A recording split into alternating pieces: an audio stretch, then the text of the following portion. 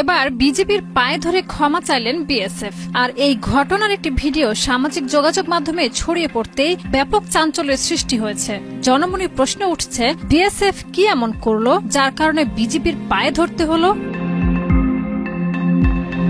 সম্প্রতি ভারতীয় সীমান্তরক্ষী বাহিনী বিএসএফ এর 2 সদস্য অস্ত্রসহ আন্তর্জাতিক সীমান্ত অতিক্রম করে বাংলাদেশে প্রবেশ করে। অভিযোগ রয়েছে, ভারতীয় সীমান্তরক্ষী বাহিনী বিএসএফ এর 2 সশস্ত্র সদস্য আন্তর্জাতিক সীমান্ত অতিক্রম করে বাংলাদেশের অভ্যন্তরে প্রবেশ করে। তারা সরাসরি সীমান্ত পেরিয়ে সীমান্তবর্তী একটি বাংলাদেশি গ্রামে ঢুকে পড়েন এবং অভিযোগ অনুযায়ী কয়েকজন স্থানীয় কৃষককে ধরে নিয়ে যাওয়ার চেষ্টা করেন।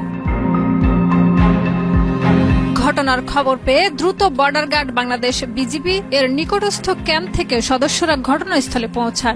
স্থানীয় জনসাধারণের সহায়তায় বিজিবি 2 বিএসএফ সদস্যকে আটক করতে সক্ষম হয়। পরে উভয় পক্ষের মধ্যে যোগাযোগ ও আলোচনার মাধ্যমে এবং বিএসএফ সদস্যদের অনুতপ্ত আচরণ ও ক্ষমা প্রার্থনার পর কূটনৈতিক ও নিরাপত্তা প্রটোকল মেনে তাদের বিএসএফ কর্তৃপক্ষের কাছে হস্তান্তর করা হয়।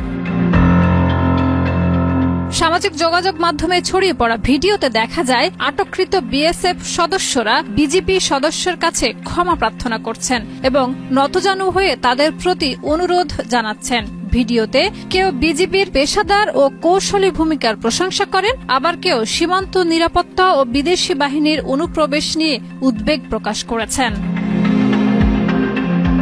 বিষয়টি নিয়ে এখনো পর্যন্ত সরকারি পর্যায়ে কোনো আনুষ্ঠানিক বিবৃতি না আসলেও সীমান্তে টহল ও নজরদারি বৃদ্ধি করা হয়েছে বলে জানা গেছে। বিশেষজ্ঞরা মনে করছেন, এই ধরনের ঘটনা 2 প্রতিবেশী দেশের মধ্যে পারস্পরিক আস্থা ও সহযোগিতার ক্ষেত্রে চ্যালেঞ্জ তৈরি করতে পারে। তাই ভবিষ্যতে আরও সতর্কতা ও সমন্বয়ের প্রয়োজন রয়েছে।